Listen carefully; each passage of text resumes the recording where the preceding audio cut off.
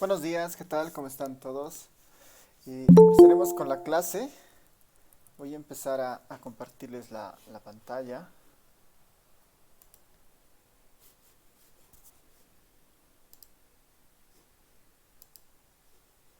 Cuando la vean, me confirman, por favor.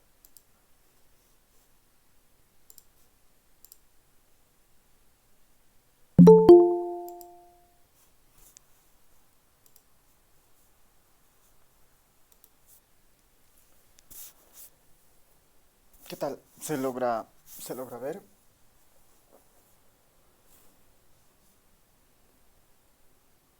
Sí, licenciado, buen día. Gracias. Ya, entonces, ya para ir cerrando lo que habíamos visto en la anterior clase, ¿no? Que seguimos sobre la temática, ¿no? Sobre la temática de encuestas. Habíamos entrado a ver esto de los tipos de pregunta, ¿no? Los tipos de pregunta pensando principalmente en diferenciarlos en estos tres grupos, ¿no? De preguntas cerradas con opciones fijas de selección única y en algún otro caso, igual, preguntas cerradas con opción fijas pero con de selección múltiple. Y finalmente las preguntas abiertas, que podrían ser tanto numéricas como también preguntas de tipo texto, ¿no? Son algunas de las clasificaciones algunos de los tipos de clasificación de tipos de pregunta, ¿no? Después hay varias otras clasificaciones que van a poder encontrar, pero creo que estas son las que sintetizan las opciones más usuales, ¿no? Para al momento de plantear o de tener algunas preguntas en un cuestionario. Una buena forma de entender cómo funcionan estos cuestionarios, ¿no? En algunos casos es mirando cómo elaboran estas, eh, estos cuestionarios algunos institutos de estadística, ¿no? Los institutos de estadística de los diferentes países, ¿no? En nuestro caso el INE, ¿no? El Instituto Nacional de Estadística, son de las instituciones que tienen más experiencia en el desarrollo de cuestionarios en los diferentes países, ¿no? Porque justamente se dedican a elaborar cuestionarios. En esta idea, les voy a mostrar un lugar donde van a poder encontrar siempre varios cuestionarios para tener una idea de cómo funciona esto, ¿no? Basta con que ustedes pongan catálogo ANDA, ¿no? Catálogo ANDA, INE si quieren, ¿no? Catálogo ANDA INE en el buscador, catálogo ANDA INE. El catálogo ANDA del INE es un, es un espacio de metadatos y microdatos, ¿no? Metadatos son como la historia de los datos y los microdatos son los elementos, los elementos individuales de cada información. De todas las operaciones estadísticas que el INE hace, en- o el INE ha ido haciendo desde, bueno, de lo que tenga documentado en realidad. Lejos de su página web, el INE tiene este catálogo que ofrece una colección de censos, encuestas, registros estadísticos de todas sus operaciones estadísticas, ¿no? Si nosotros vemos acá, están las encuestas hogares, ¿no? Que son encuestas que dirigen a los hogares en Bolivia. Encuesta hogares 2020, encuesta hogares 2019, encuesta continua de empleo, ¿no? Tienen una encuesta donde capturan estadísticas de empleo. Y después tenemos una serie de otras encuestas, ¿no? Encuesta a la industria manufacturera, comercio y servicio. Si nos vamos, por ejemplo, a esta encuesta de hogares 2020, ¿no? Encuesta de hogares 2020, en cada una de estas encuestas siempre tiene la misma información, ¿no? Una descripción de la encuesta, de qué se trata, qué es, ¿no? Toda la parte de descripción del estudio. Y acá en materiales relacionados, ¿no? Materiales relacionados, van a encontrar siempre, ¿no? Casi siempre en la mayoría de los casos, eh, el cuestionario de la encuesta, ¿no? Cuestionario, documentación técnica, manuales, diseño muestral, ¿no? El que nos interesa acá es este cuestionario, ¿no?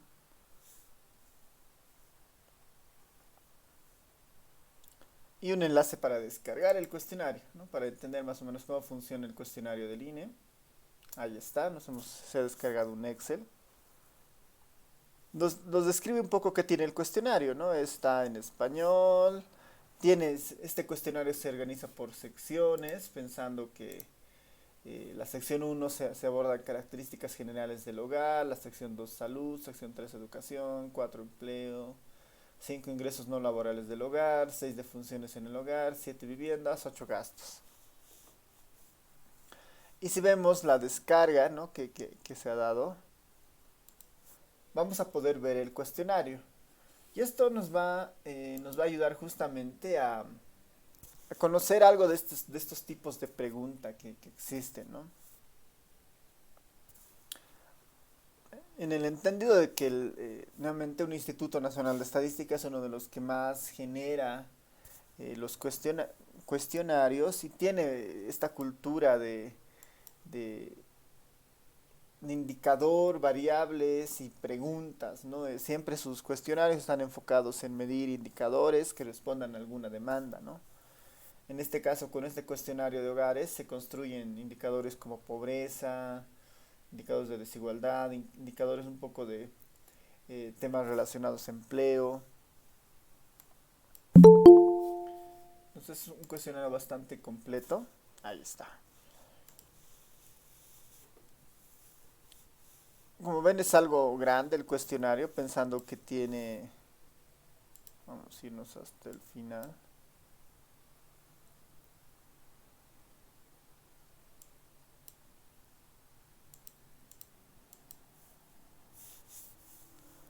Dieciocho, 20...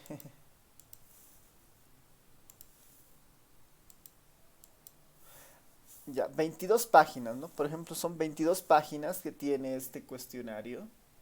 22 páginas. Vámonos hasta la tapa, ¿no? Que normalmente es una forma de mostrar el cuestionario. La pestaña uno, ¿no? Donde empieza ya con las preguntas. ¿Cuál es el nombre y apellido de cada una de las personas que viven habitualmente en este hogar? Esta pregunta, ¿qué tipo sería, no? En nuestra tipología. Sería una pregunta cerrada con opciones fijas, de selección única, pregunta cerrada con opciones fijas de selección múltiple o una pregunta abierta de tipo numérica o de tipo texto.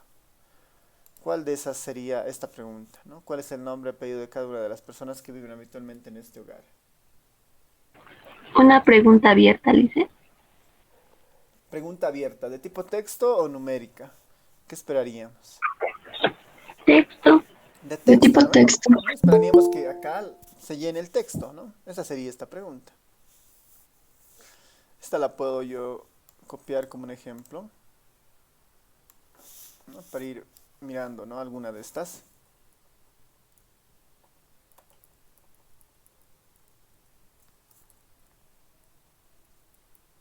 A ver, un momentito.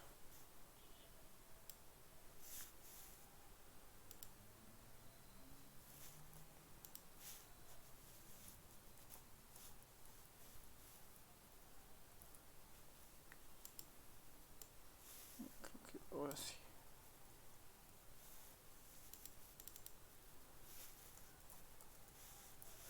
Y entonces una pregunta abierta de tipo texto, por ejemplo, fácilmente sería esta, ¿no? Pensando en este cuestionario en particular. Ya. Después tenemos preguntas como esta, ¿no? Es muy sencilla. ¿Es hombre o mujer? ¿No? Lo que el encuestador en este caso hace, ¿no? Hay una persona que va a preguntar esto, ¿no? Le pregunta, bueno, muchas veces no se pregunta esta pregunta, sino que se la llena por observación. Pero en general es, ¿no? ¿Es hombre o mujer?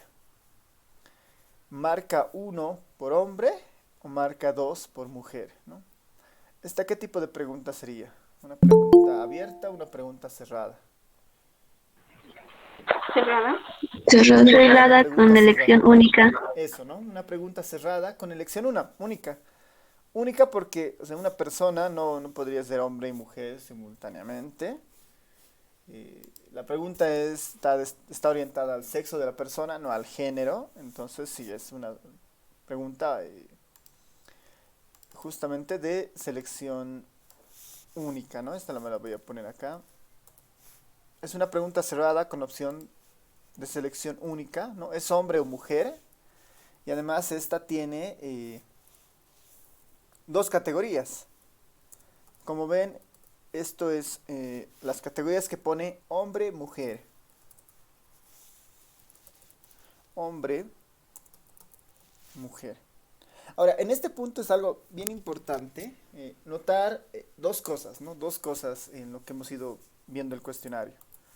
Primero, un cuestionario siempre tiene un tipo de ordenación, ¿no? Siempre tiene un tipo de ordenación que nos ayuda a ordenar después nuestra base de datos.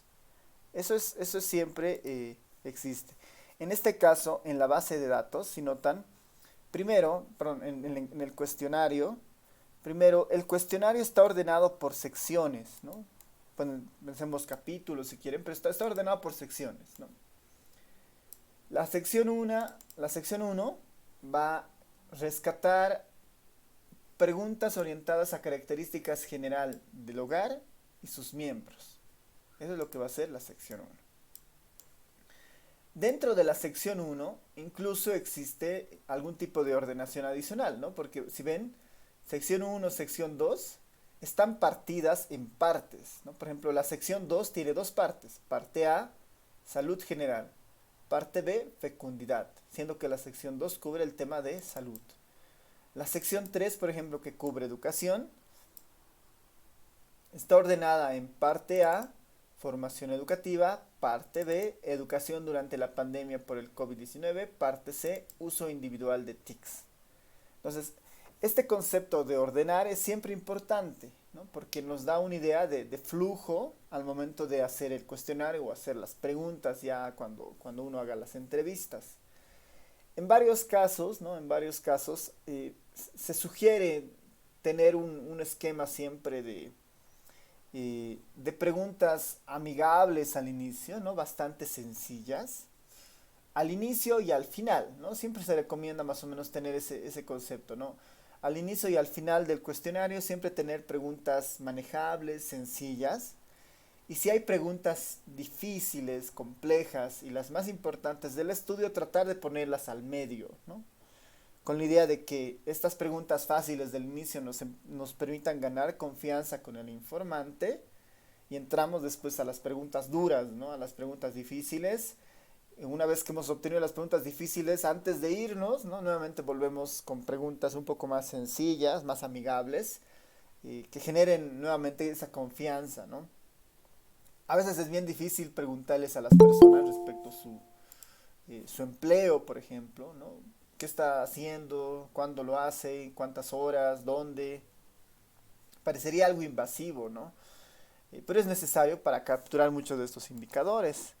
Más si entramos a temas de ingresos, por ejemplo, ¿no? ¿Cuánto gana? ¿No? ¿Cuánto descuentan? ¿Cuándo le pagan? ¿Cuánto trabaja? ¿No? Es bien complicado a veces estas preguntas, son bien sensibles. Aún para el INE, que es el Instituto Nacional de Estadística y por ende, digamos, representa al Estado, ¿no? Si uno quisiera hacer una encuesta de forma ya más individual, es complicado, ¿no? Siempre es complicado. Por ser estas preguntas sensibles, ¿no? Por ser estas preguntas sensibles. Entonces, lo primero, el primer punto que rescatar es que estas encuestas siempre tienen un orden, ¿no? Y esto es bien recomendable de mantener. E incluso dentro de cada una de las partes, ¿no? Si volvemos al cuestionario, parte A, están numeradas, ¿no? Pregunta 1, pregunta 2, pregunta 3, pregunta 4. Porque eso nos va a ayudar nuevamente a ordenar después nuestra base de datos. Entonces, el orden para hacer un cuestionario importa porque nos puede garantizar una mejor recolección. Eso es algo que tenemos que tenerlo presente. Y lo segundo es que para estas preguntas de tipo, bueno, de selección, ¿no? Las preguntas cerradas con opciones fijas, ¿no? Opciones fijas hombre, mujer, de selección única. Eh, Acá estos se llaman, la pregunta es hombre, mujer, ¿no? Y las opciones de respuesta son categorías o niveles. Categoría hombre, categoría mujer. Y lo más saludable, ¿no? Lo mejor que uno puede hacer siempre al hacer encuestas y tener preguntas cerradas con opciones, es que a estas opciones o a estas categorías nosotros la enumeremos, ¿no? La enumeremos. Hombre va a ser uno por decir y mujer va a ser 2, ¿no? Le vamos a dar códigos finalmente, uno y 2, ¿no? Con el caso del INE, uno y 2. ¿Para qué nos sirve esto? ¿No? ¿Para qué nos sirve esto? Sirve para facilitarle al encuestador llevar la entrevista a cabo, ¿no? Cuando uno hace ya las preguntas, acá le dirá, digamos, ¿cuál es el nombre y apellido de la persona? Ya, es Álvaro Chirino, digamos, ¿no? ¿Es hombre o mujer? Para evitar que el encuestador todo el tiempo esté anotando, es hombre, ¿no? Es mujer, ¿no? Evitar que esté anotando, porque esto muchas veces se lo hace en papel en el caso de áreas rurales. Entonces, para evitar eso, ¿no? El encuestador dice, bueno, es hombre, 1, ¿no? Simplemente pone el código, 1. O es mujer, 2, ¿no? Entonces es más fácil, es más rápido anotar el código, no entendiendo que 2 significa mujer y 1 significa hombre. Ese proceso de asignarle un número a estas categorías, ¿no? Se llama codificación, ¿no? Se llama codificación porque estoy codificando las respuestas que espero. Si veo un 1 es hombre, si veo un 2 es mujer, ¿no? Eso es codificación, ¿no? Acá yo podría anotar, ¿no? como una nota para las categorías de las respuestas cerradas, ¿no? De las respuestas cerradas. Para las categorías de las respuestas cerradas es una buena práctica, ¿no? Es una buena práctica codificar las categorías. Esto permite, ¿no? Esto facilita, ¿no? O esto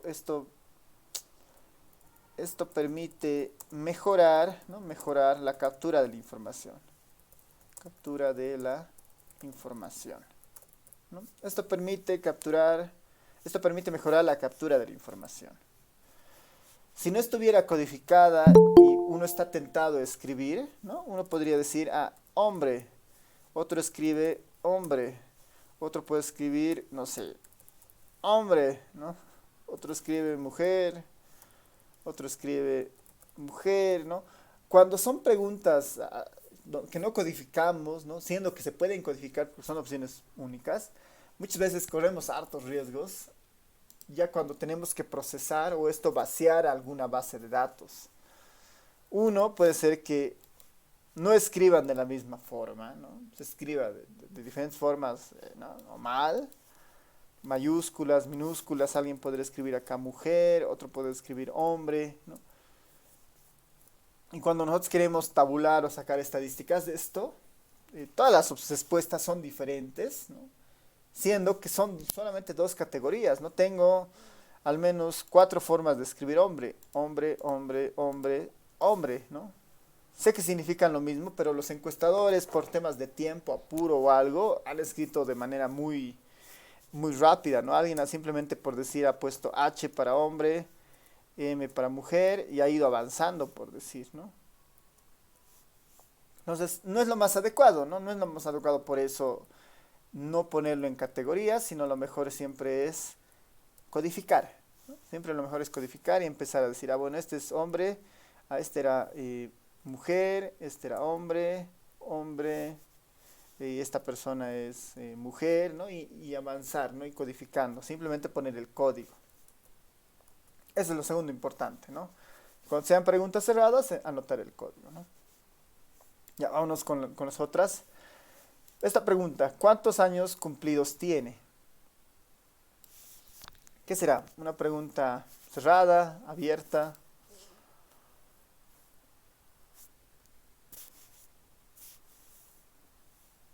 Cerrada. Cerrada con opciones múltiples. Ujú. ¿Qué dice? Sí, sí, cerrada con opciones múltiples.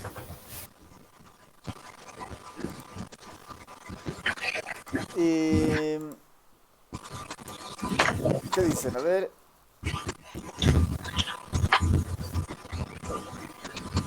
normalmente las preguntas, las preguntas cerradas son de las que nosotros conocemos previamente las categorías de respuesta, ¿no? Y podemos llamarlas si quieren, estas si quieren las podemos separar, ¿ya? Esto de las preguntas abiertas, para que se entienda mejor.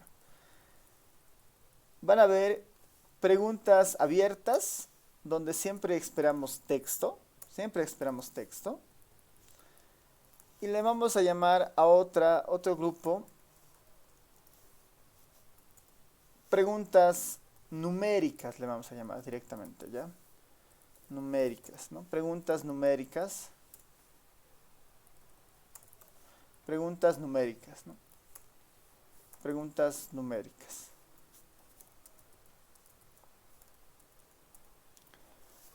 Porque la característica de estas preguntas cerradas con opciones es que hay categorías, ¿no? Como hombre-mujer, ¿no? Mientras que en el tema de la edad es una pregunta abierta formalmente, ¿no? Es una pregunta abierta porque nosotros no sabemos previamente cuáles son los valores que podrían tomar. Tenemos una idea, digamos. Si es la edad, tiene que ser un rango de 0 a, no sé, a 150, a cuánta edad podamos encontrar, digamos, ¿no? A 110, 120 años, no sé. Pero tenemos una idea, ¿no? Va a ser 0, 1, 2, 3, 4, 5, 6, 7, ¿no? Esas serían el tipo de respuestas que esperaríamos, ¿no? De cierta forma es una pregunta abierta, ¿no? Pero para no entrar en confusión, las podemos llamar a esas preguntas numéricas, ¿no? Las preguntas numéricas, donde principalmente esperamos una respuesta basada en un número, no en un número que nosotros después podamos procesar. Entonces, son preguntas numéricas. Sobre estas respuestas nosotros podemos hacer algunas operaciones, como en el caso de la edad podríamos sacar el promedio de la edad, por ejemplo, ¿no? Podríamos sacar el promedio de la edad. Entonces esta la vamos a categorizar como una pregunta numérica, ¿ya? Para abrir un poco este espacio, ¿no? entre los tipos de preguntas, ¿no? ¿Cuántos años cumplidos tienes? Sería una pregunta numérica, porque lo que esperamos de respuesta es un número como tal, ¿no? No un set de categorías como tal, ¿no? Ya. Después tenemos esta, ¿no? Que es, ¿cuál es la fecha de su nacimiento?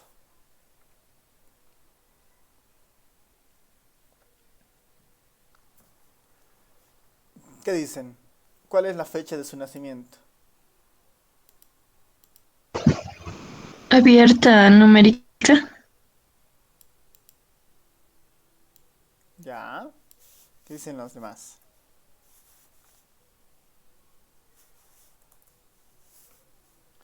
Esta igual es medio rara, ¿no ve? Porque uno podría pensar que puede ser numérica porque esperamos puros números, digamos. 1 del 1 de enero del 80, no sé, del 80, ¿no? 1/1/1980. Alguien podría decir, no es una pregunta cerrada con opciones porque tienes que anotar un día de entre 1 y 31, tienes que anotar un mes de entre el 1 y el 12 y tienes que anotar un año hacia donde esté, ¿no? Ya cuando entramos a hilar fino, o sea, esa podría entrar tal vez como una pregunta numérica, por ahí, o tal vez como una pregunta cerrada con opciones fijas, ¿no? Es candidata a las dos. Como hay cierta duda, capaz que es mejor ponerla como un tipo de pregunta especial, ¿no? Porque sí es especial, ¿no? Son preguntas, ¿no? Son preguntas de tipo fecha, ¿no? Son preguntas fechas, digamos, ¿no? Son preguntas fechas, porque lo que esperamos es una fecha, ¿no? Y eso no calza en ninguna de las anteriores, ¿no? Y estos son así casos más particulares, ¿no? Son casos más particulares, pues son preguntas de tipo fecha, ¿no? Preguntas de tipo fecha. Cuando tengan dudas, es muy probable que esa pregunta sea particularidad en este caso, digamos, ¿no? Con la fecha pasa algo al respecto, ¿no? Pasa ese tema justamente, ¿no? Ya, vamos avanzando rápidamente, vámonos a la paginita 1 para ir cerrando. Esta otra, ¿no? ¿Qué relación o parentesco tiene con el jefe o jefa del hogar? ¿No? ¿Qué relación de parentesco tiene con el jefe o jefa del hogar? ¿Qué dice? ¿Qué tipo de pregunta es esta?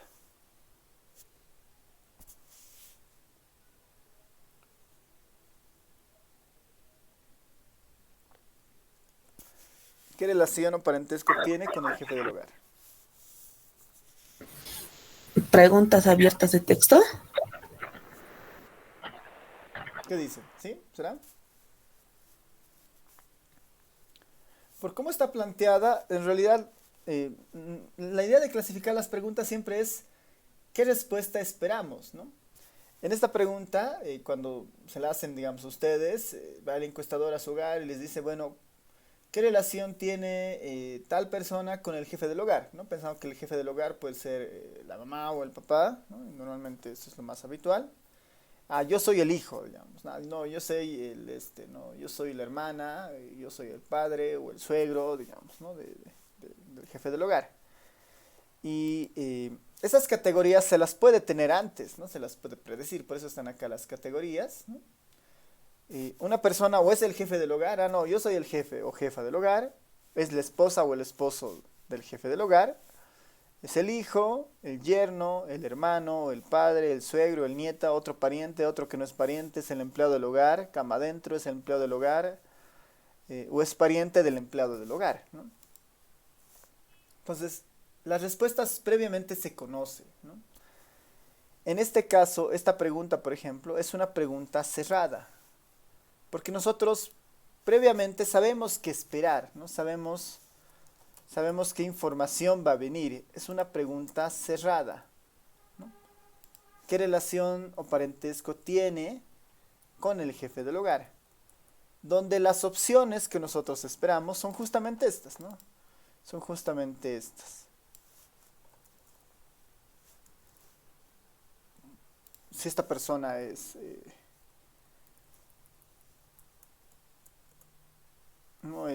jefe del hogar, conviviente, empleada del hogar, cama adentro, pariente del empleado del hogar.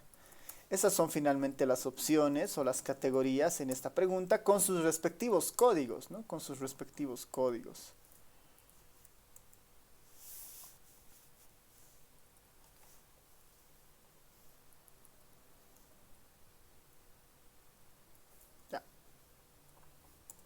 Ahora sí, ¿no?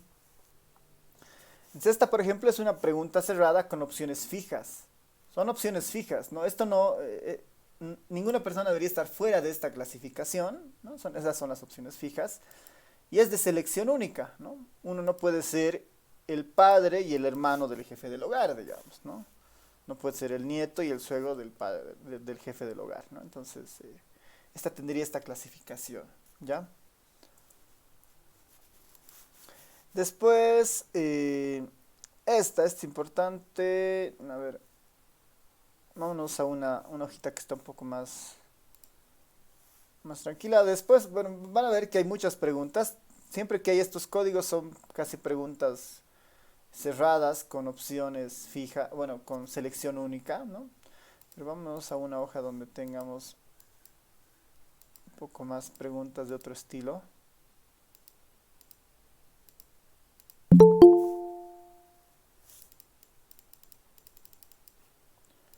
Estar por acá.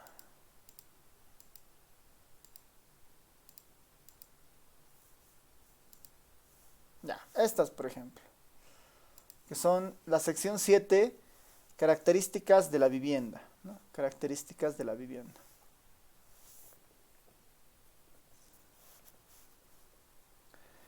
Acá, principalmente el agua para beber proviene de cañería, principalmente, ¿no? El agua para beber proviene de cañería de red, dentro de la vivienda, cañería de red fuera de la vivienda pero dentro del lote o terreno, pileta pública, cosecha de agua de lluvia, ¿no? Y las otras opciones. ¿Qué dicen? Esta pregunta, ¿qué sería? Pregunta abierta, cerrada. Cerrada con selección única. Eso, ¿no? Pregunta cerrada con selección única. Y pregunta cerrada con opción única. Esperamos una de estas respuestas, ¿no? En algún caso, en el peor de los casos, será otra fuente de agua, ¿no? Y acá es lo que les comentaba igual en la anterior clase. Para las preguntas cerradas, es posible volverlas semiabiertas cuando se incluyen opciones como especificar, ¿no? Esta podría ser una pregunta cerrada o semicerrada, pensando que le estamos dando la opción aquí a cuando nos dice otro, queremos que especifique. Y cuando especifica, necesariamente tiene que escribir algo aquí, ¿no? Necesariamente tiene que escribir algo aquí. Podríamos catalogarla como pregunta cerrada o semiabierta, ¿no? Porque tiene esta categoría, digamos, ¿no? Ahora, si nosotros podríamos obviar el especificar al momento de hacer el cuestionario y decir, bueno, a mí no me interesa especificar, yo lo borro, simplemente quiero saber si es otro o no, digamos, ¿no? Quisiera saber simplemente si es otro o no. Y con eso ya sería más que suficiente, digamos, ¿no?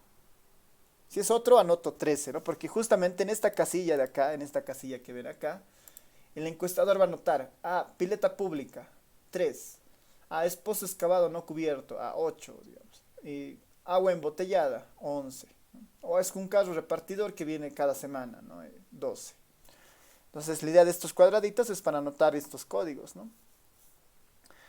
En esta sección la mayoría son preguntas cerradas con opción única de respuesta. ¿Usa energía eléctrica? Sí o no. 1, 2. ¿Tiene el hogar acceso al servicio de internet en su vivienda? 1, sí o no, ¿no? Y algo que igual está presente en algunos casos, ¿no? En algunos casos, y depende mucho del cuestionario, son estas flechitas que están viendo, que se llaman flujos, ¿no? Que se llaman flujos. Porque hay preguntas que no se hacen a todos los hogares, a todas las personas, ¿no? Por ejemplo, si el hogar tiene acceso al internet, es coherente preguntarle si esa conexión a internet es fija, es móvil o es de ambas, ¿no?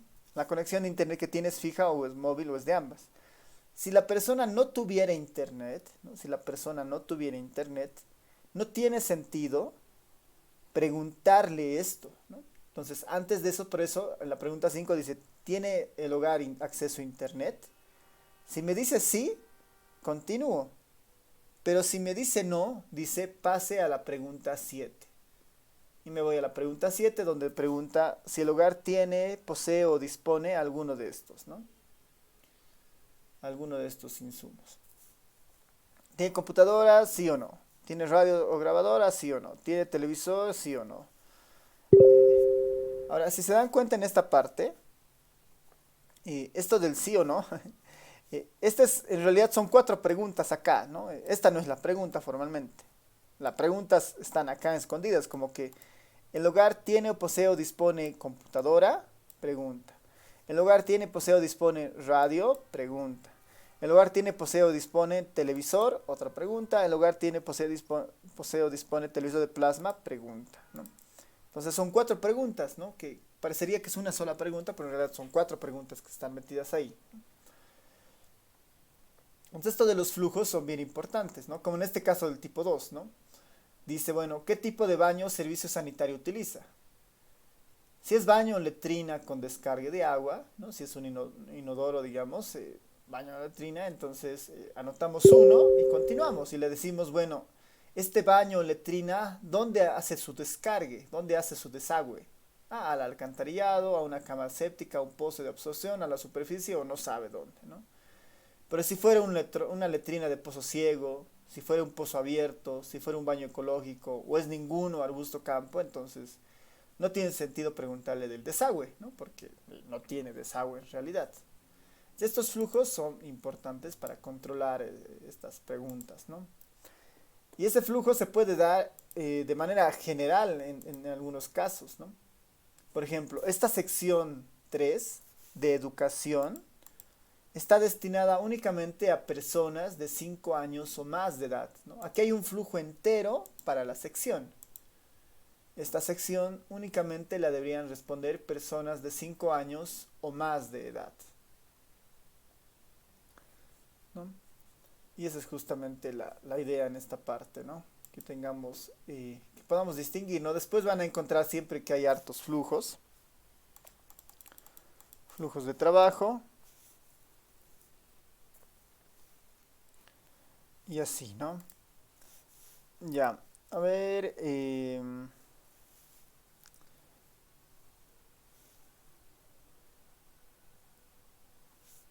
si alguna otra pregunta nos puede interesar. Esta, por ejemplo, ¿no? Esta es interesante. ¿Cuál es el idioma o lengua que aprendió a hablar en su niñez? ¿Cuál es el idioma o lengua en el que aprendió a hablar en su niñez? Pero cómo está planteada, como ven, no hay categorías, ¿no? No hay categorías, ¿no? Y solamente dice especificar, ¿no? Tienen que anotar algo. Ahí, ¿no? ¿Cuál es el idioma o lengua que aprendió a hablar en su niñez? Y lo que dice es que tienen que anotar. ¿Qué tipo de pregunta sería esta?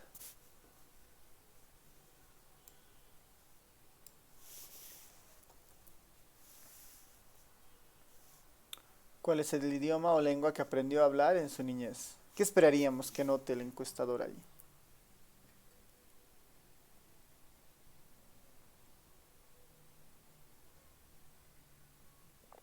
¿Qué dice?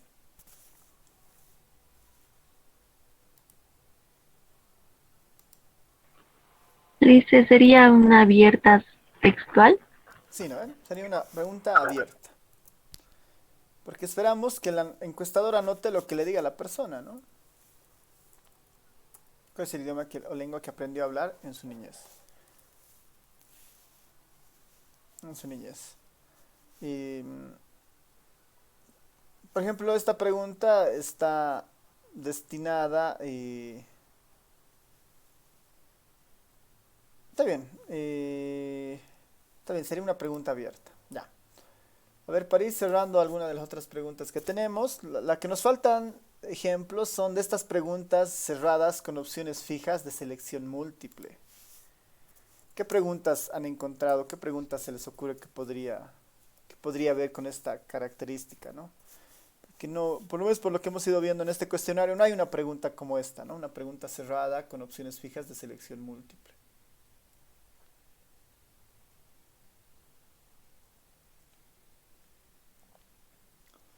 ¿Qué preguntas se les ocurre en este caso? Una pregunta cerrada con opciones fijas de selección múltiple. El estado civil de la persona. ¿Qué dicen? ¿Será? La idea es que el informante, para una pregunta de selección múltiple, el informante puede dar más de una respuesta, ¿no? Ese es el objetivo, ¿no? De las de selección múltiple. Las de selección única es una sola, digamos. Es hombre o mujer o tiene alguna de estas relaciones con el jefe del hogar, digamos. Es su padre, es su suegro, es la esposa, es el hijo, digamos, ¿no? Pero en selección múltiple uno puede tener más de una respuesta. En el caso de estado civil no aplica, ¿no? Es más una pregunta cerrada de selección única, ¿no? Porque una persona está soltera o está casada, ¿no? Porque es el estado civil actual, ¿no? Pensando que es el estado civil actual, ¿no? Porque sí puede haber personas viudas que están casadas, ¿no? En un segundo matrimonio, ¿no? O algo así, ¿no? Pero sí, es pensando en el actual, ¿no? ¿Alguien se le ocurre alguna pregunta?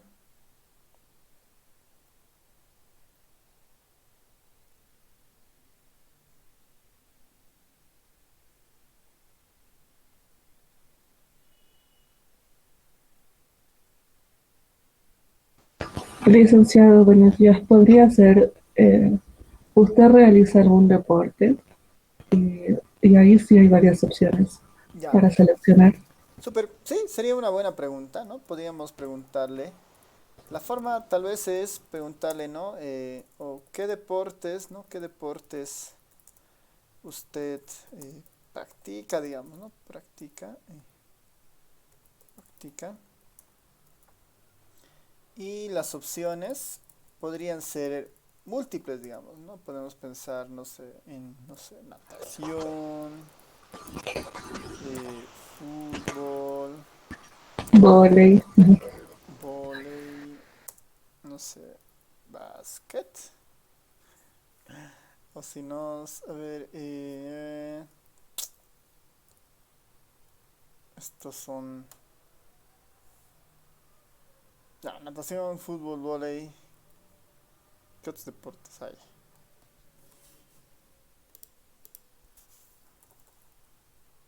Racket, dice. Básquetbol. Ya, bueno, nomás, básquetbol, ay, perdón.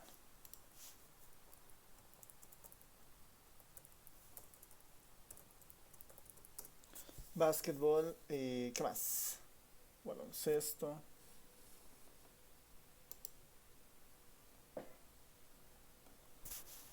Eh, ¿Qué más? Racket, Wally, no sé. Y la persona podría eh, anotar, digamos, ¿no? Marcar más de una opción, ¿no? ¿Qué deporte se practica? Natación, o también podría haber la opción acá de ninguno, otros, digamos, ¿no? Está bien, no es una buena pregunta. Porque pensamos que la persona puede marcar más de una opción, ¿no? Más de una opción, ¿no? Esa es justamente la idea, ¿no? Que puede marcar más de una opción. Súper. Ya, entonces, esos serían los tipos de preguntas.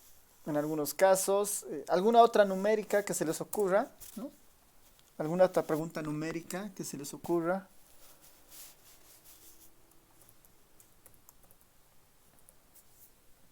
Pregunta numérica es aquella de la cual esperamos que la respuesta sea un número, ¿no?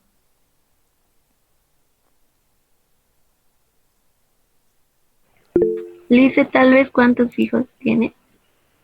Eso, ¿no? ¿Cuántos hijos tiene?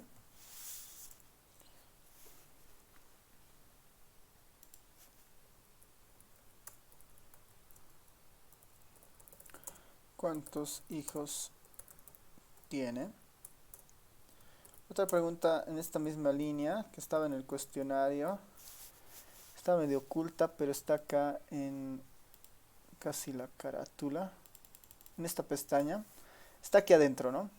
Anota el número total de los residentes del hogar que fueron listados, ¿no? Es, ¿no? Números, ¿cuántos miembros del hogar existen, ¿no? El número de miembros del hogar, ¿no? Si quieren, el número de miembros del hogar, ¿no? También es una pregunta numérica, ¿no? Número de miembros del hogar. Y está, ¿no? ¿Tiene alguien alguna pregunta, comentario?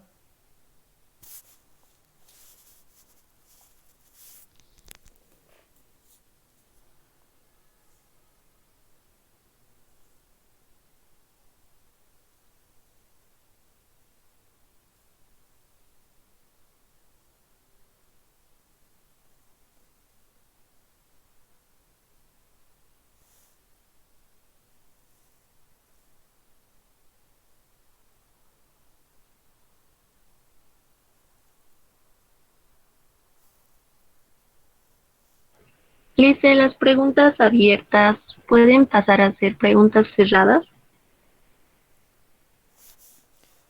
Eh, Depende mucho de usted, o sea, depende mucho de cómo planteen el cuestionario. Ahora, ahí sí hay bastantes sugerencias o riesgos, si quieren, ¿no? A ver, para empezar, una pregunta cerrada siempre es más fácil tabular, digamos, o sacar una estadística de ella, ¿no? En la base voy a tener unos o dos y voy a poder sacar, por decir, diagramas de barra o tortas de esto, ¿no? Mientras para las preguntas abiertas, muchas veces son difíciles de trabajar, porque lo que viene es texto, ¿no? Tal vez con el tema tal vez con el tema de eh, hombre o mujer, digamos, ¿no? Pero con el tema de nombre, no se puede hacer muchas estadísticas, digamos, ¿no? Salvo, no sé, contar los nombres y categorizarlos. Con el idioma o lengua que aprendió a hablar en su niñez, por ejemplo, lo que el INE hace es, una vez que tiene todas las respuestas, ¿no? De esta pregunta, según el texto que ha recibido, las empieza a ordenar, ¿no? Todos los que han dicho, digamos, español y han escrito de diferentes formas, ¿no? Lo uniforma y le pone un código, digamos, como que es un proceso de tratamiento posterior a la encuesta, ¿no? Tal vez en esta pregunta lo mejor hubiera sido pues, cerrarla, ¿no? Es como sé que tampoco van a haber muchos idiomas, ¿no? Pensando que estamos en Bolivia, la mayoría va a decir, bueno, tal vez español o tal vez alguna lengua originaria. Entonces puedo decir, ¿cuál es el idioma o lengua que aprendió a hablar en su niñez? ¿Español o lengua originaria o lengua extranjera? ¿No? Con eso podría cesar esta pregunta, ¿no? Volverla una pregunta cerrada y mejorar, ¿no? Ahora, si mi estudio tiene la necesidad de saber exactamente qué idioma es, en el caso de las lenguas originarias o extranjeras, entonces podría abrir un poco más, ¿no? Dentro de las lenguas originarias, las con más frecuencia van a ser pues, aymara, quechua o guaraní, ¿no? Según la región. Podría abrir eso más, ¿no? ¿Qué lenguas aprendió a hablar en su niñez? ¿O cuál fue el primero? Español, aymara, quechua, guaraní o alguna otra extranjera, ¿no? Ya lo podría cesar, ¿no? Muchas veces se recomienda evitar tener preguntas abiertas porque después procesarlas se vuelve muy complicado, muy complejo, ¿no? Porque las preguntas cerradas o las preguntas numéricas son fáciles de trabajar, ¿no?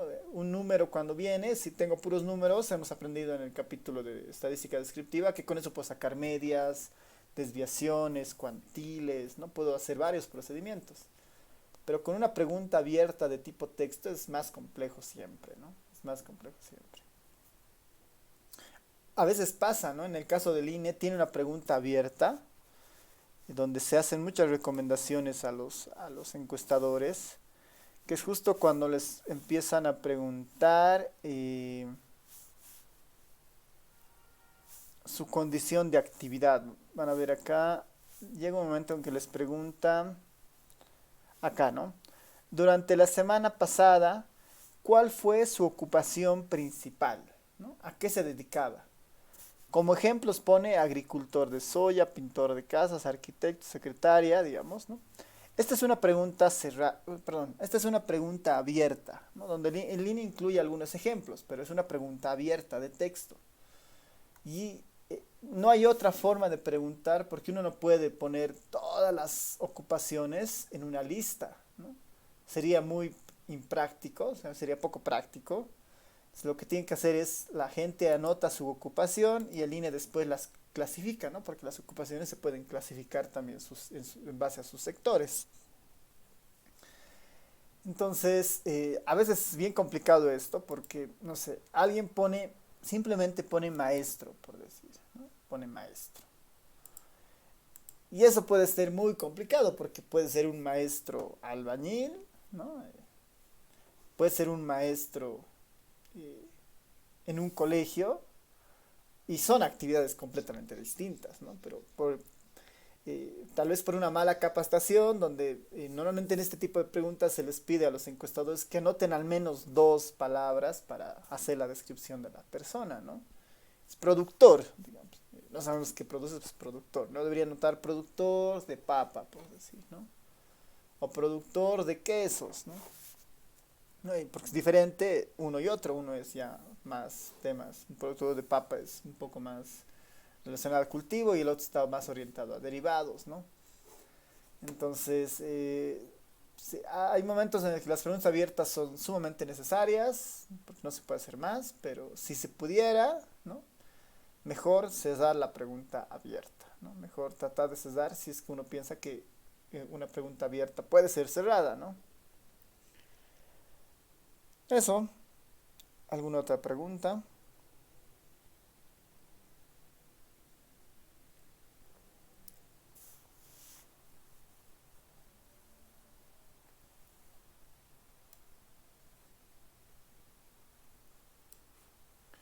Ya.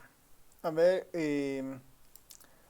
esta no es la única fuente de información, ¿no? Esta no es la única fuente o cuestionario que existe. Después siempre van a poder encontrar varios cuestionarios.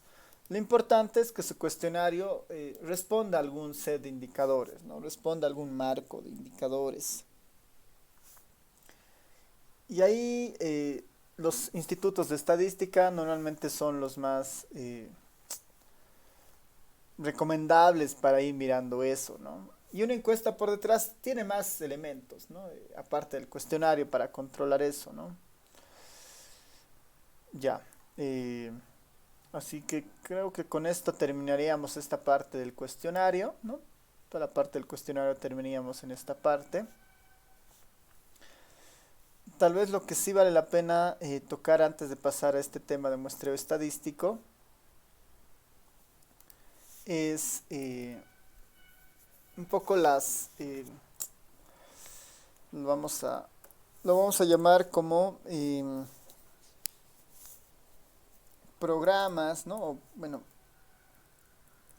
formas para diseñar un cuestionario.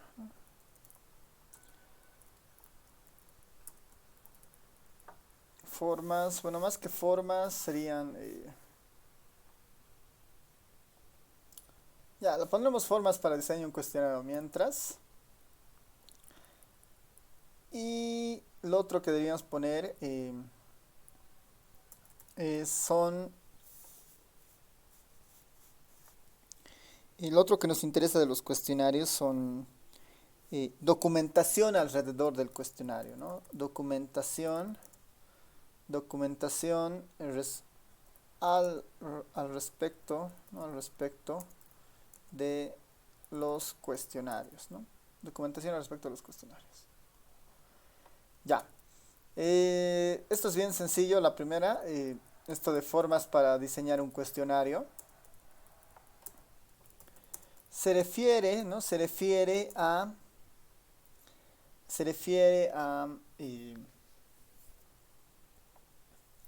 crear, ¿no? A crear el cuestionario, ¿no? Se refiere a crear el cuestionario, ¿no? Se refiere a crear el cuestionario. Se refiere al crear el cuestionario, a crear y diseñar el cuestionario. Y diseñar el cuestionario, ¿no? Las dos opciones, ¿no? Las dos opciones que existen, ¿no? Que existen son. Las dos opciones que existen son, una es la versión para impresión, ¿no? La versión para impresión.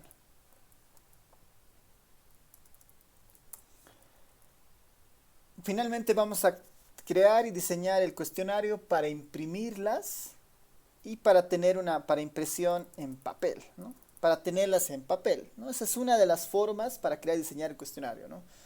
Nosotros hacemos el cuestionario, creamos el cuestionario con la intención de imprimir el cuestionario en papel. Para esto, normalmente uno diseña o crea el cuestionario en un Excel, no sé, en un Word, ¿no? Que es donde tradicionalmente lo hace y lo imprime, ¿no? Eso es cuando nosotros queremos destinarlo para una impresión en papel.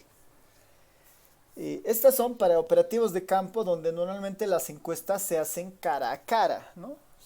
Estas normalmente están destinadas para encuestas que son cara a cara, ¿no? Cara a cara. Que igual lo vamos a discutir cuando veamos el tema de operativos de campo, son cara a cara. O a veces también son encuestas de autollenado, ¿no? Autollenado. En ambos casos funciona, ¿no? En las de cara a cara va el encuestador con su hojita y empieza a preguntar y a llenar, ¿no? En el autollenado es cuando va el encuestador, le deja una hojita al informante y le pide que llene, ¿no? En ambos casos el papel está de por medio para transcribir, ¿no? Para empezar a anotar las respuestas. Este formulario se puede hacer en un Excel, se puede hacer en un Word, ¿no? Hay algunas herramientas en internet donde uno lo puede hacer y después se puede imprimir, ¿no? Son opciones finalmente que existen, ¿no? U otras, ¿no? El objetivo final de esto es sacar el cuestionario en papel, ¿no? otras más, ¿no? La segunda manera de crear y diseñar un cuestionario, ¿no?, está orientado en encuestas digitales, ¿no? Para encuestas digitales, ¿no? Para encuestas digitales. Estas también pueden hacerse cara a cara. La diferencia es que el encuestador ya no está con un papel, sino puede estar con el celular y ahí se está la encuesta de forma digital y puede ir marcando, que a veces es mucho más fácil, ¿no? Estas también se utilizan para encuestas de tipo web, digamos, ¿no? No es necesario ni siquiera tener un encuestador preguntándole cara a cara, sino que podemos a un WhatsApp mandarle un enlace y pedir que llenen, ¿no? Abren el enlace, está el cuestionario y por medio de la web, así como un autollenado, ¿no? Autollenado web le podemos poner, ¿no? Autollenado web lo hace, ¿no? Aquí hay hartas opciones, ¿no? Hay hartas opciones de cómo se puede utilizar, pero la diferencia es que estas tienen la finalidad de ser impresas en papel. Y estas encuestas digitales tienen el objetivo de estar disponibles en un dispositivo digital, ¿no? En un dispositivo, móvil, un dispositivo que permita trabajar con esto. Puede ser una computadora, una tablet, un celular, ¿no? Hace tiempo, cuando no habían los celulares, pero sí habían las laptops, muchos institutos de estadística de otros países lo que hacían era mandarles a sus encuestadores con laptops, ¿no? Así tenían incluso un almazón que ellos se ponían y tenían la laptop ahí en sus encima de un tablero y ahí llenaban la información en campo, ¿no? Ahora con el celular y con las tablets esto es mucho más fácil, ¿no? Y para las encuestas digitales, ¿no?, hay varias opciones, ¿no? Para las encuestas digitales hay varias opciones. Uno podría irse desde lo más estándar ahí, que son Google Forms, ¿no? Hacer una encuesta en el Google Forms. Pasar por algunos servicios que hay en línea, ¿no? Hay varios servicios para hacer encuestas, ¿no? Entre los más populares, por ejemplo, está el SurveyMonkey, creo que es, ahora voy a mostrarles acá. Por ejemplo, uno es el Google Forms, ¿no? El Google Forms, que me ayuda a hacer justamente formularios, ¿no? El examen ustedes lo han llenado en un Google Forms, por ejemplo, ¿no? Es un Google Forms. Por otro lado está lo que es el SurveyMonkey, ¿no? El SurveyMonkey, que es otra plataforma en línea que te ofrece esto, ¿no? Crea encuestas online sencillas, ¿no? Igual son encuestas digitales. Es una de las plataformas más conocidas y más usadas para encuestas, el SurveyMonkey. Existen otras, ¿no? Existen otras. Algunas de estas son de pagas, algunas son gratuitas. Existen otras que son bien interesantes, como el Kobo, por ejemplo, ¿no? Y Kobo Collect. Voy a poner Kobo Collect. Esta es una herramienta para la recolección de datos, por ejemplo. Aquí lo voy a poner como otra opción para hacer esto, es el Kobo Collect, ¿no? Este Kobo Collect lo utilizan muchas instituciones actualmente, ¿no? No sé si está acá. Aquí está, ¿no? UNICEF, Save the Children, el Banco Mundial, USAID, ¿no?, la OIM, ¿no? Muchos centros de cooperación han empezado a utilizar esta plataforma del Kobo,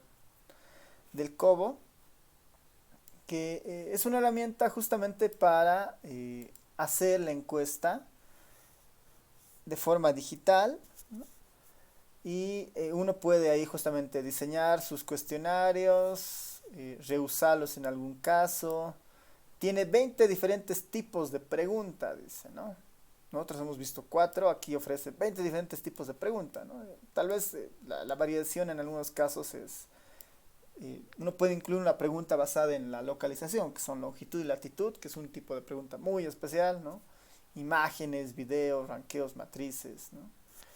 Después la recolección de datos de esta herramienta permite hacerla en celulares, tablets, está disponible para Android, está disponible para iPhones, ¿no? Entonces es bastante útil.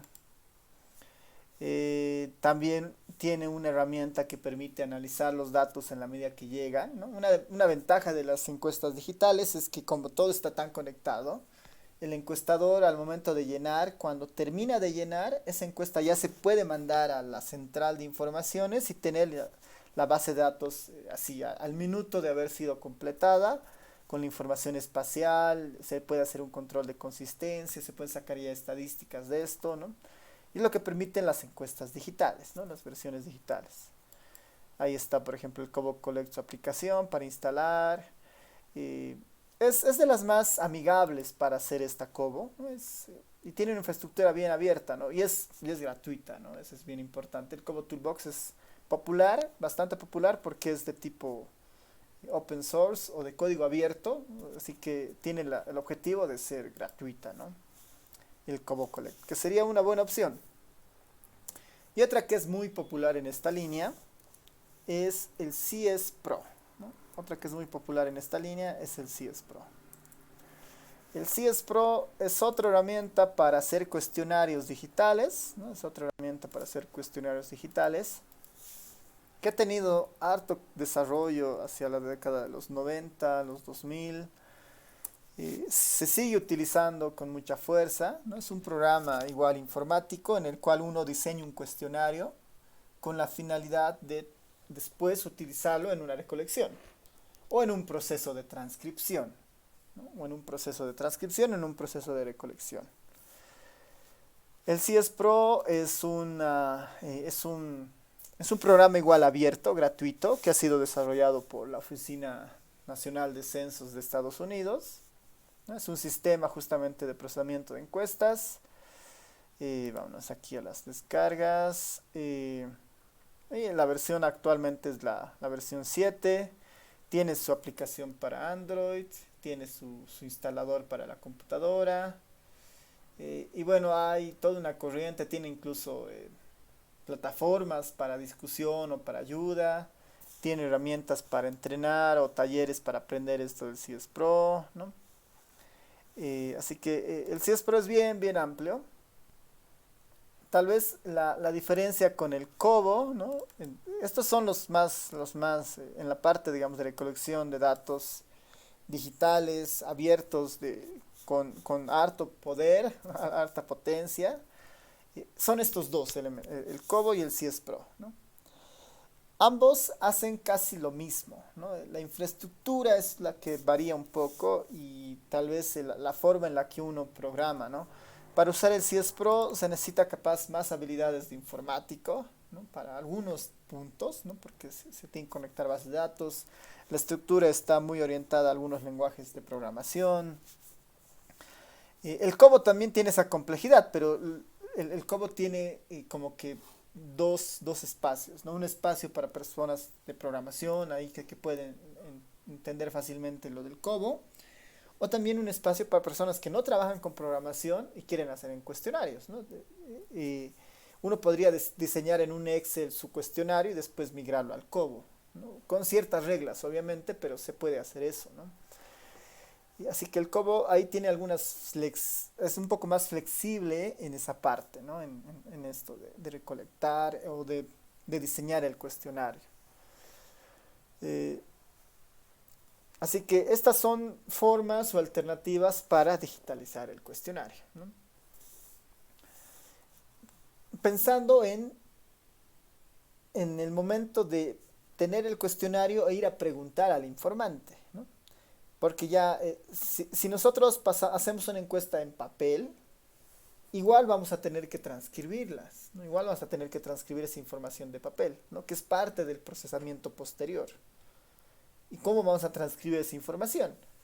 Igual vamos a tener que pasar por alguna de estas plataformas, ¿no? Si yo voy a querer transcribir esa información para tenerlas, bueno, pues puedo hacer un Google Form donde voy vaciando la información, un SurveyMonkey, un Cobo, un CS Pro, o en algún caso, en un caso extremo, podría pues, hacer un Excel y en el Excel voy vaciando la información.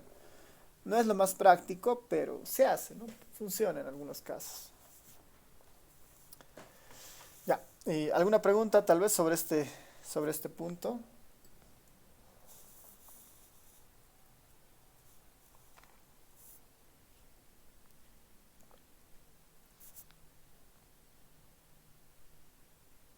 Nadie.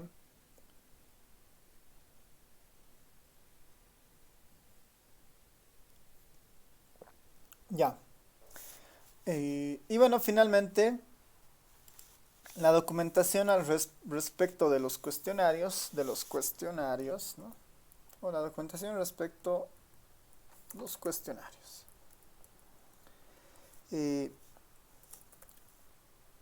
Hay varias herramientas, bueno, hay varios documentos, ¿no? Hay varios documentos que se generan, ¿no? Que se generan para el uso correcto del cuestionario, ¿no? De los cuestionarios.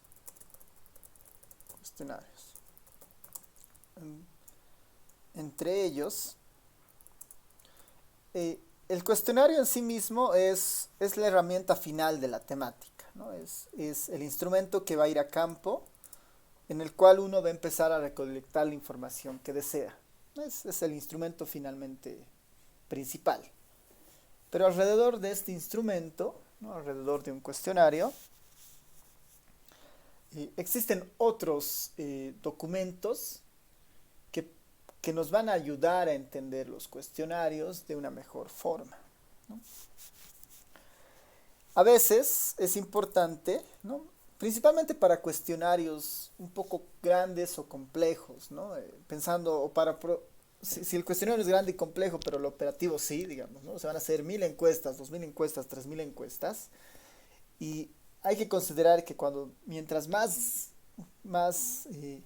grande sea la encuesta, y ya sea el cuestionario o la muestra que uno busca, no voy a hacer mi cuestionario a 1000 personas, a 5000 personas, siempre hay la posibilidad de cometer más errores, ¿no? Mientras más grande sea un instrumento o mientras más grande sea la muestra, siempre es más posible cometer errores. Para evitar esos errores, a veces se debe acompañar con algunos procesos de corrección o procesos de alerta, si quieren, ¿no? Uno de los primeros siempre es definir un glosario, ¿no? Un glosario de términos. Un glosario de términos. Si en nuestra encuesta estamos utilizando términos complicados, complejos de entender a veces, ¿no? El encuestador, al momento de revisar el cuestionario, hay un término que no entiende, o una sigla o algo, y el riesgo que corre es que el encuestador eso lo entienda como él quiera, ¿no? Y si tenemos 20 encuestadores que en ese mismo problema, tenemos 20 encuestadores con 20 diferentes criterios para un término que no entienden. Entonces ahí, si tuvieran un glosario al lado, pueden, este término se refiere a esto. Entonces ya tienen como que un panorama claro de lo que se está haciendo, ¿no? De lo que el término representa. Por eso un glosario de términos a veces es bien útil, ¿no? ¿Qué es ocupación, digamos, ¿no? ¿Qué es, no sé, ingreso no laboral, ¿no? Ahí puede explicar brevemente qué es eso, ¿no? Entonces un glosario de términos siempre ayuda harto, ¿no? Siempre ayuda harto. Lo otro que igual es útil es un diccionario, ¿no? Es un diccionario de preguntas, ¿no? Es un diccionario de preguntas. Este diccionario de preguntas en realidad es un paso posterior al diseño del cuestionario, ¿no? Nosotros hemos visto aquí por ejemplo, ¿no? En el INE tiene su diccionario de datos, ¿no? En el catálogo ANDA. Y si nos vamos al diccionario de datos, el diccionario, vamos a ver si nos deja acá mirar alguno de estos diccionarios. Este es un diccionario de datos normalmente, ¿no?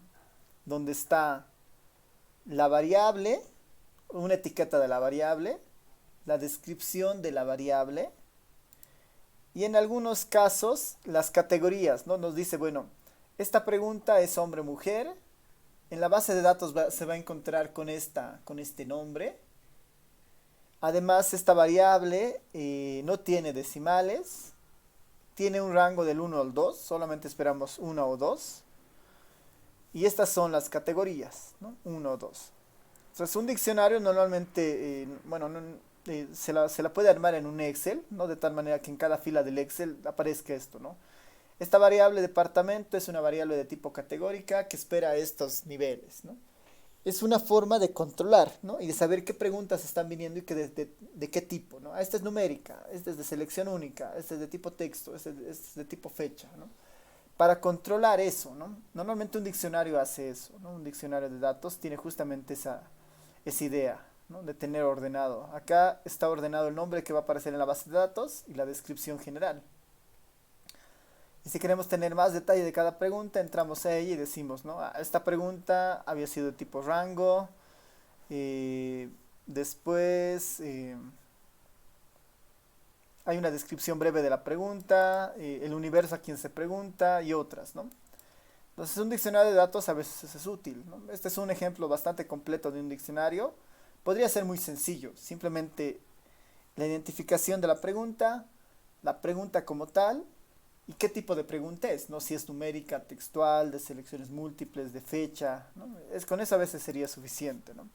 Ese es un diccionario de preguntas. Después tenemos otro insumo, otro documento que a veces es útil para los cuestionarios son los diagramas de flujo. Diagramas de flujo. Y los diagramas de flujo en un cuestionario, ¿no? A ver, no sé si acá el INE lo tendrá.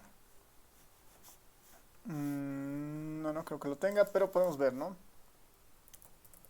Diagrama de flujo cuestionario. Un diagrama de flujo es una herramienta desarrollada más en la parte de programación, pero que ayuda mucho en las preguntas, ¿no?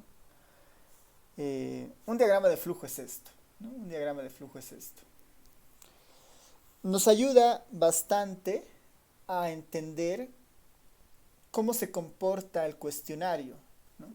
El cuestionario inicia en la pregunta 1, 2, 3, 4, 5, digamos, y en la 5, por decir, hay una pregunta de filtro. Si dice sí, se va a tal sección, si dice no, se va a tal sección, ¿no?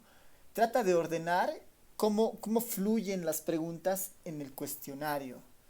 Un diagrama de flujo es útil, ¿no? Es útil, ¿no? Un diagrama de flujo, y acá siempre y cuando, ¿no? Siempre y cuando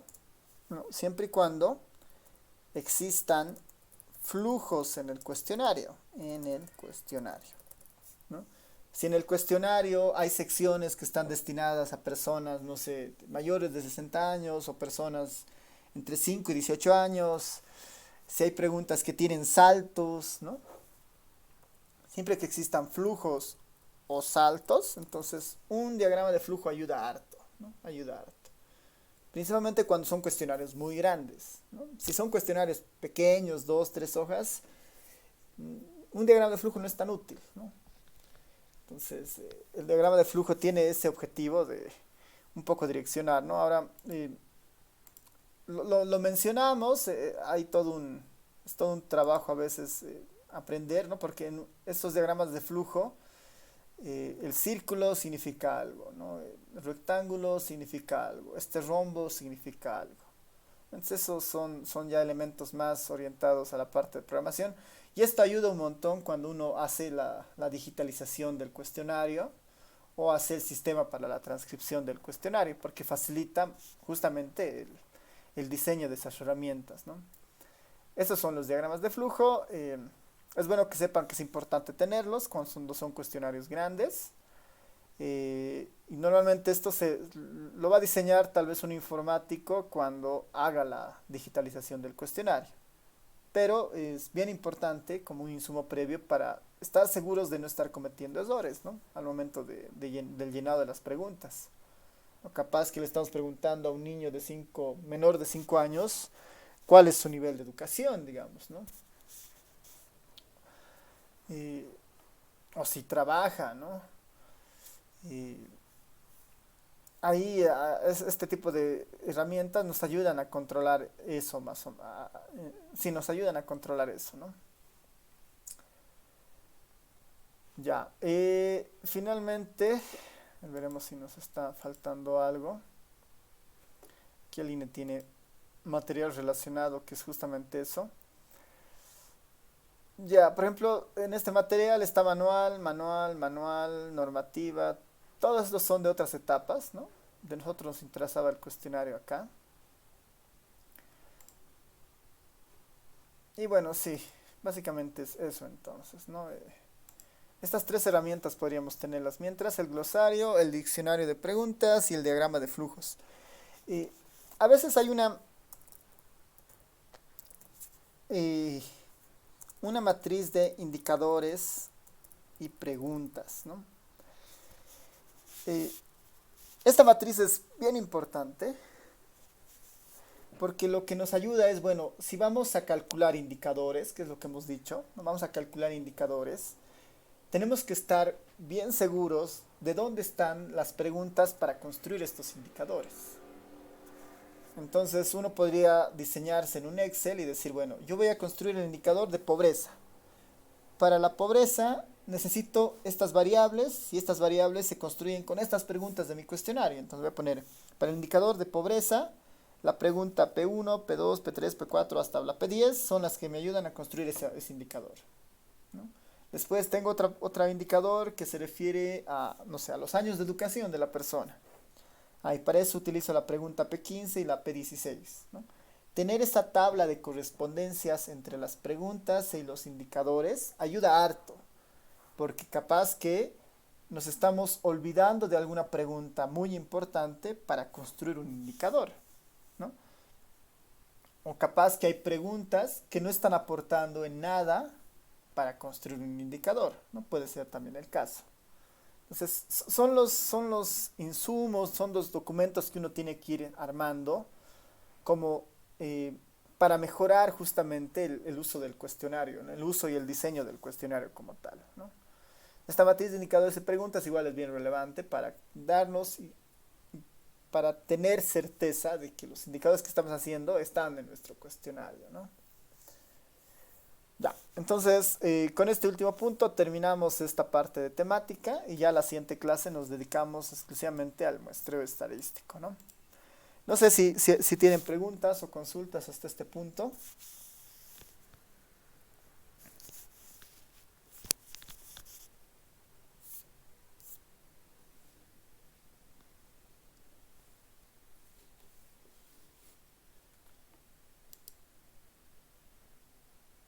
Ya, entonces terminemos acá y nos vemos la siguiente semana, el día martes. Y nos vemos a todos, todas. Chao, chao.